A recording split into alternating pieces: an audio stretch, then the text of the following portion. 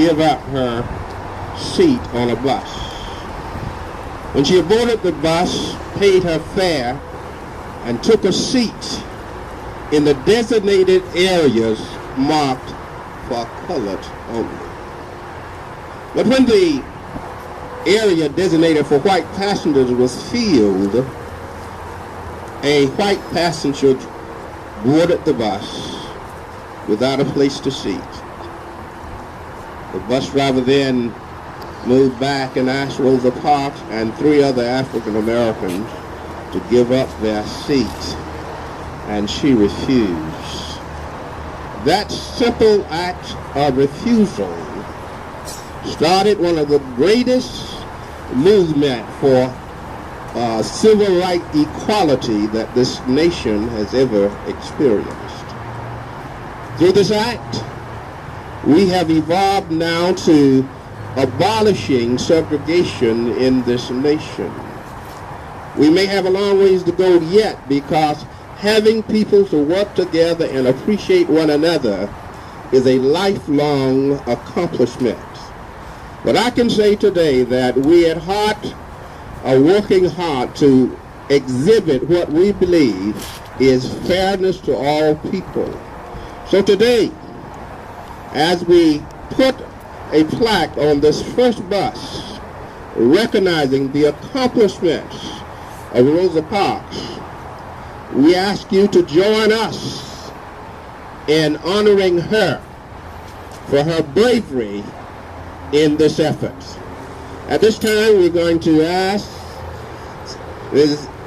Evelyn Best to come now and give us some information as it relates to her dedication and service in this community in the civil rights movement. Ms. Best.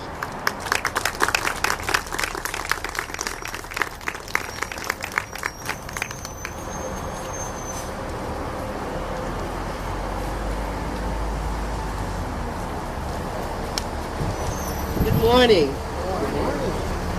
First of all, I do want to say that I feel honored to be asked to stand here and hoping that I don't go back to where I once was, and that was remembering how it used to be.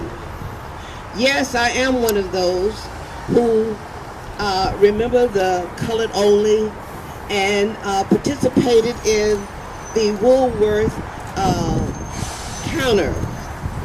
I was just in 9th grade. Did not get permission from my parents because we decided we were tired and we were going to do something about it.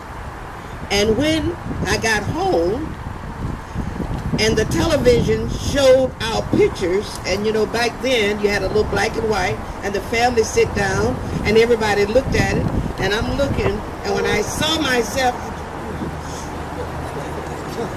and I didn't know what that meant, but I knew that, you know, the fire was going to be behind me because I didn't get permission. Let me move forward and let you know, my daddy only said one thing to me. You know, I just need you to let me know. I like for nothing to go on in my house that I don't know what's going on. And he gave his blessing, and I got actively involved through the AME church, did traveling, and just did not realize at the time the changes that we were making. I'm here today to share with you, and I did have passed out the actual words that Ms. Parks delivered once she was asked by the media, why did you do this? What was behind this? And what I will do is just read with you. I just want you to know I'm going to only highlight certain things. Rosa Parks stated, all I was doing was trying to just get home from work. And if you know, when you're doing domestic work, you're tired. You don't have time for all this conversation. You just want to get home. At the time I was arrested, I had no idea it would turn out like this. It was just a day like any other day. The only thing that made it significant was the masses of people who joined in. I want you to hear that. She took a stand, but everybody else started following her at that time. And I challenge you today, each person must live their life as a model for others. Each of you sitting here have that same challenge today. Have you ever been hurt and tried to heal, and it just keep knocking the scab off of it? You know, it makes it sore and sore, but you keep trying to move on. And that's a message in that. I have learned over the years that when one mind is made up, this diminishes fear. Knowing what must be done does away with fear. And I can tell you, thinking when I saw this, when I came very close to being hit with a baseball bat, that someone just pushed my head down on the counter. And I kept saying, wow, I did not know. But that meant I had somebody there covering my back. So it was okay. Mrs. Parks stated, I would be remembered as a person who wanted to be free, so other people would also be free. I'm tired of being treated like a second-class citizen. It was not prearranged. It just happened that the driver made a demand that I just didn't feel like obeying his demand. I was quite tired after spending a full day of working. Memories of lives of our work and our deeds will continue in others.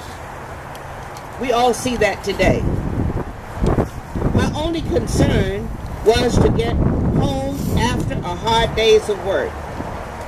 Racism is still with us, but it's up to us to prepare and keep our children for what they will have to meet, and hopefully we will overcome.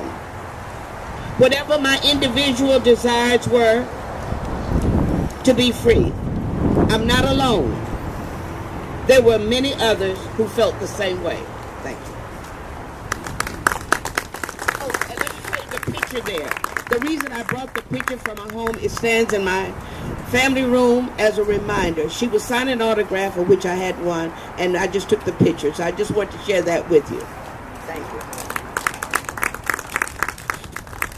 Thank you, Ms. Beth. Commissioner Norman has just arrived. I want to recognize her. I didn't. Oh, here she's come. All right.